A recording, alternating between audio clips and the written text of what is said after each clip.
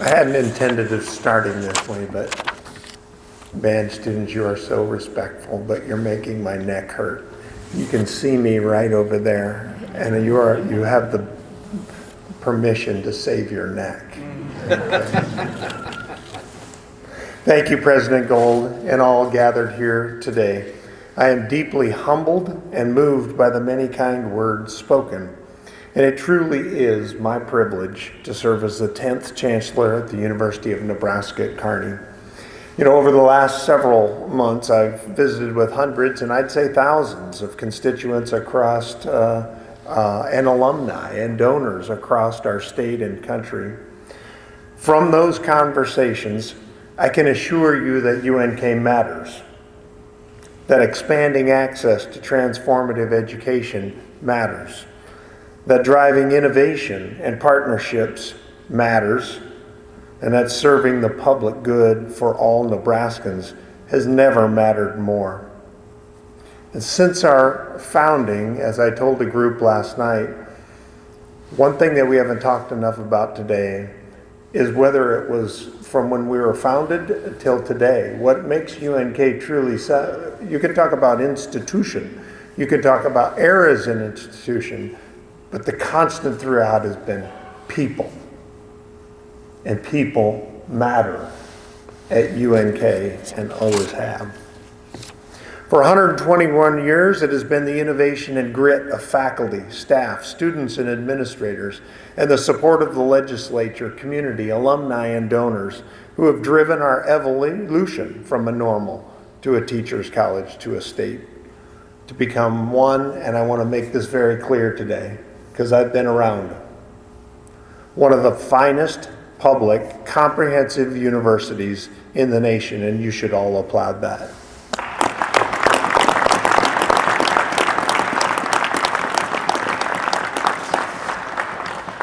Our academic core prepares students to effectively communicate, collaborate, inquire, discern, to think critically and creatively, and to solve problems. These capacities have never been more important. Polarized media dominates our environment. Social media algorithms drive us quickly to the most extreme content with every click.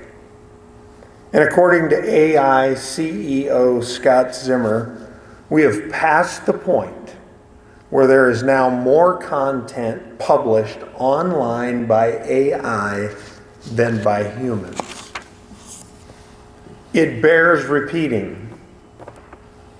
It has never been more important to prepare students to effectively communicate, collaborate, inquire, discern, think critically and creatively, and to solve problems. Through our academic core, our expertise in the arts, humanities, sciences, business, education, health, and counseling, we are preparing graduates for meaningful lives and to be leaders in their professions and communities. So today, I am truly grateful to our students who are the reason for all we do, our student and faculty musicians for adding beauty to our gathering, our board, system, and campus leaders and public officials with the courage to lead in challenging times, our faculty, you will always be the lifeblood of our institution. Our staff, who create a safe, thank you officers for being here today, who create a safe, supportive, and inspiring campus on which to learn, live, and work. To my family, today you remind me of Dad's and Mom's wisdom, goodness, work ethic, and sacrifice for family and others, and I feel their presence here today through you.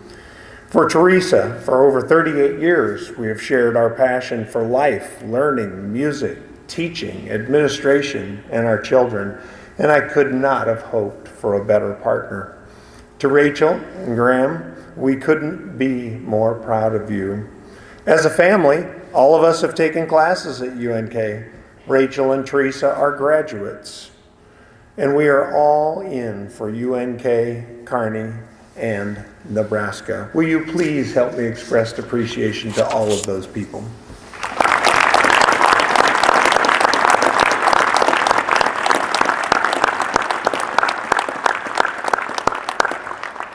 3 people have referred to me as a teacher of heart, and I could not be more humbled nor pleased. My first day teaching, I realized I could never stop learning. That was one big aha moment. Many helped me on that journey, and I'm especially grateful today to Gary Davis, Glenn Neerman, Bill Carnegie, R.J. Mateer, Teresa, Ken Mum, Dr. Bisek, and so many others who have shaped, Dean Hadley, can't forget you, who have shaped that journey. Something more profound. Bishop Johnson and his classmates at Wakefield taught me the most profound thing that I've tried to keep with me ever about teaching from my first day, that I was teaching students. Each an individual with unique capabilities and life circumstances. Many had to come substantial obstacles in life and learning each day. All had to overcome substantial obstacles in life and learning on any given day.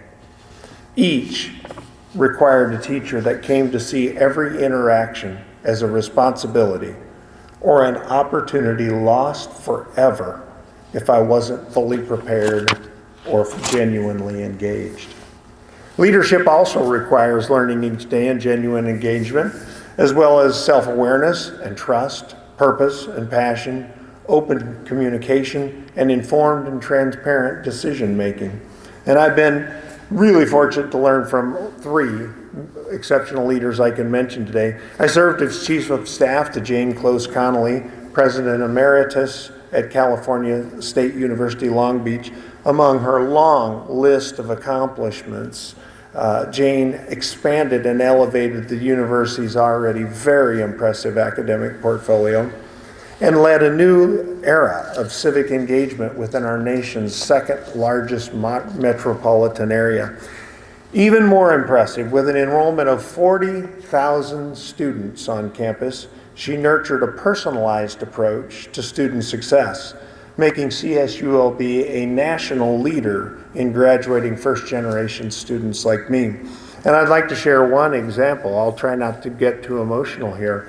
I was only there a few days, Jane, and I had only met the Associate Provost and then Jeff, who was interim in Student Affairs.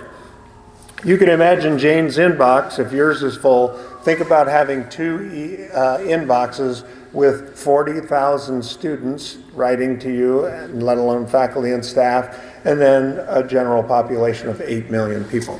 So one of my jobs was, with 2 people's help, to manage that inbox. And only the bad things got to me, or the hard things, or we don't know things, because they took care of most. This day, having not been there very long, I get a message through, hey, maybe you can handle this one. And it was from a student. Student was going to graduate, this was a summer. I'd only been there a few weeks. Was going to graduate. Mom was in hospice care, and she was dying, and she would not live, and is there anything we could do? And I'm sort of new, and I simply send it to Douchey and to Jeff, an email, hey, anything we can do? And within 5 minutes, we got it handled. So I thought, a couple days, I needed to check back in with them, see what's going on. 2 days later, I received a response from them, hey, just wanted to share this with you. So the 2 of them drove halfway across Los Angeles. The video showed a very tiny living room with about 5 family members gathered around. They were in full regalia. They had a recording and played Pomp and Circumstance, awarded the diploma, brought a small cake, and shared that with the family. Jane, you created a learning community committed to personalized support with an enrollment of 40,000, and your example is ever before us. Thank you so much.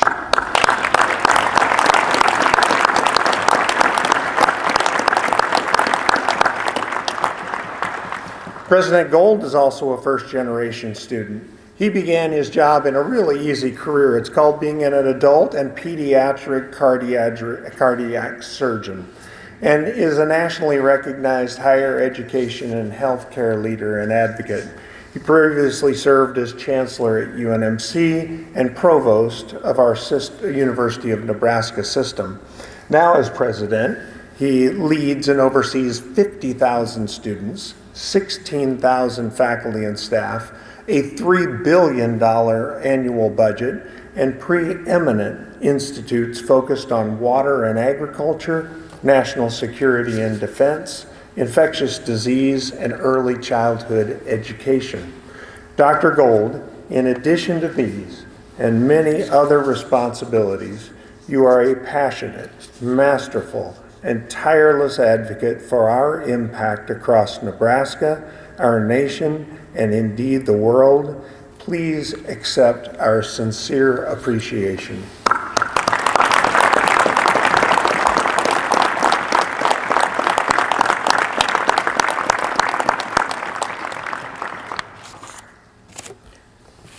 UNK Chancellor has talked, we've heard a lot about his success as a Chancellor. Guess what? There was another whole side of him I'm going to tell you about. UNK Chancellor Emeritus Doug Christensen began his career as an attorney in Minden and served Nebraska as Speaker of the Legislature. Many of you don't know because they didn't make a big enough deal about it, but recently he became only the second recipient of the George W. Norris Statesman Award, first awarded and only awarded to Jerome Warner in 2012. If Warner sounds familiar, that would be son and then his father are the two Warners now on Warner Hall. Doug, your words today mean more than I can express today, nor could I emotionally, but I will another time. You are an ideal mentor and friend. I've most admired your narrow, deep dedication to serving the public good. Your character, vision, strategic mind, and unrelenting work ethic are ever before us. But even those are eclipsed by your passion and lifetime commitment to your family, community, and bettering the lives of all Nebraskans. I will continue to value your meaningful involvement. We will build on your bold ideas and accomplishments, and every day you step foot on our campus is a great day for UNK.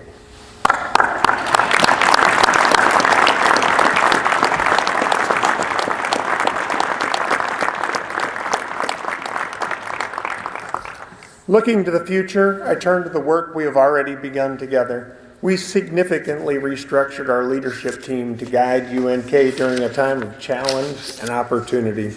Together, we navigated a complex budget environment while remaining focused on our responsibility to students, a mission-focused culture that values excellence, responsibility, shared governance, and civility, and to uphold the ideals stated in our Board of Regents policies, that each member of the community should be treated with respect and dignity, that all are welcomed and encouraged to participate in the free expression of ideas.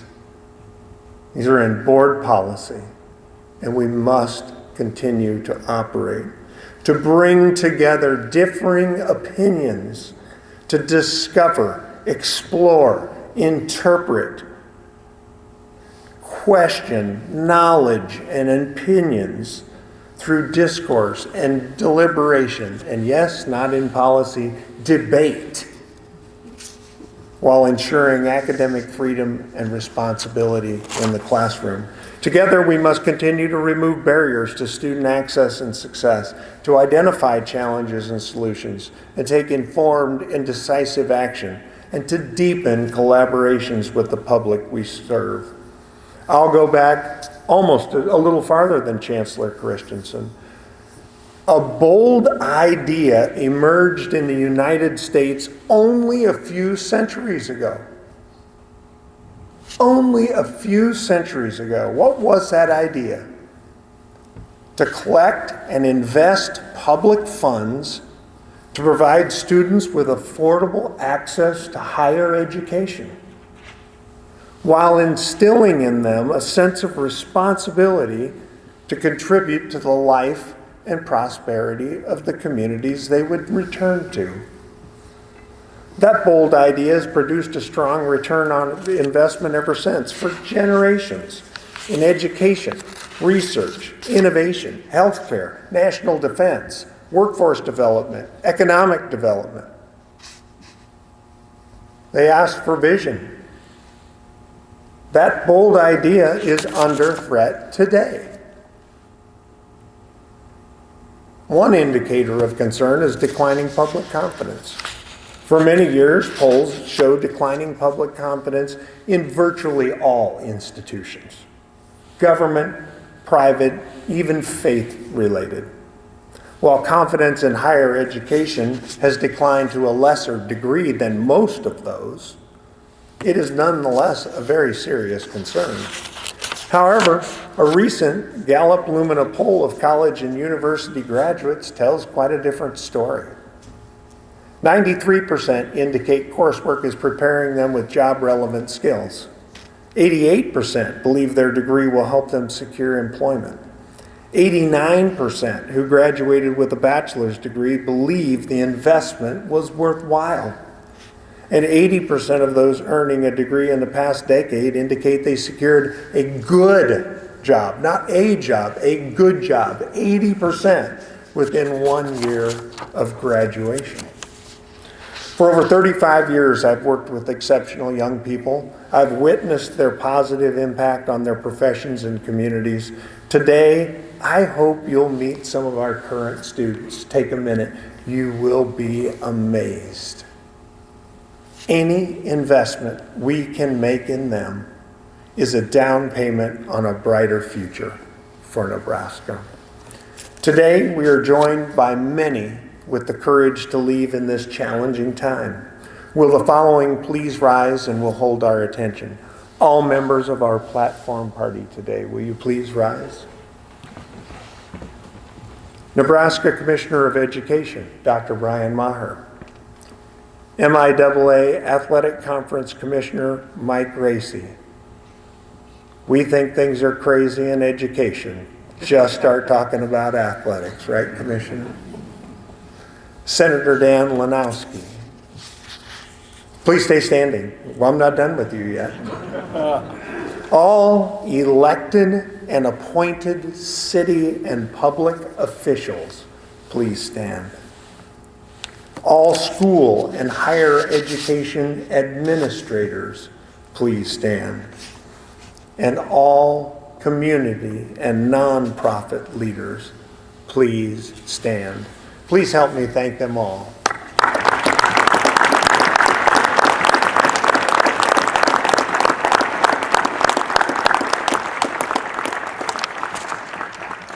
Recently, a future-oriented group of UNK faculty, staff, and students renewed our mission, vision, and values.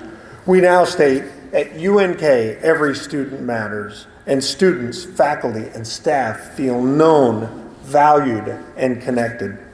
Through accessible higher education, we prepare learners to inquire, think critically and creatively, and prepare leaders for careers and lives of contribution. Through research and partnerships, we drive discovery, collaboration, economic vitality, and an enhanced quality of life for Nebraska and our region.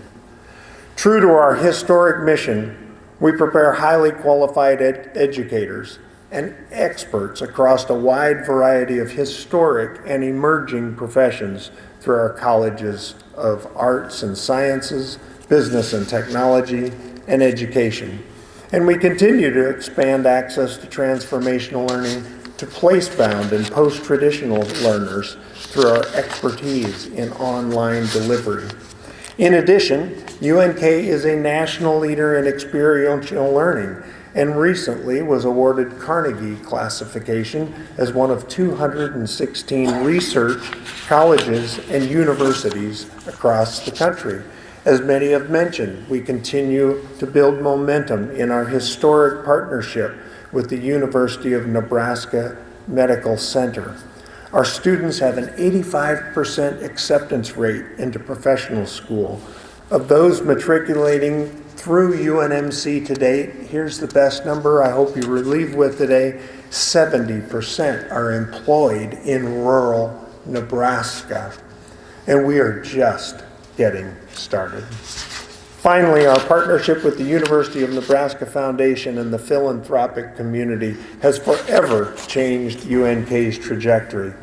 Our Only in Nebraska campaign has exceeded every goal, including 12,410 unique donors and $88 million raised. I want you to meet some remarkable people if you'll again hold your applause, but will these folks please rise? University of Nebraska Foundation President Brian Hastings. Nebraska Foundation. I didn't mean to make you president of the university. UNK Vice President of Advancement, Kelly Books. All members of the University of Nebraska Foundation team who are in attendance, please stand and stay standing. Don't be shy. Our campaign committee is led by Carrie and Brian Hamilton. Today, we are joined by committee members Jerry and Jill Catlett, Pete and Jane Katsiopoulos, Scott Nelson, Dan and Judy O'Neill, Rick and Karen Rhodes, and Tom and Mikey Ty. Ruth Scott was unable to attend today, but she is tuned in, watching us now. Ruth, your spirit and generosity have no bounds, and we are deeply grateful for your transformational gifts to our Douglas A. Christensen Rural Health Education Complex. And finally, will all here who've given a gift in any amount to support UNK, our faculty, our staff, or students, please stand. Thank you all for your leadership and generosity.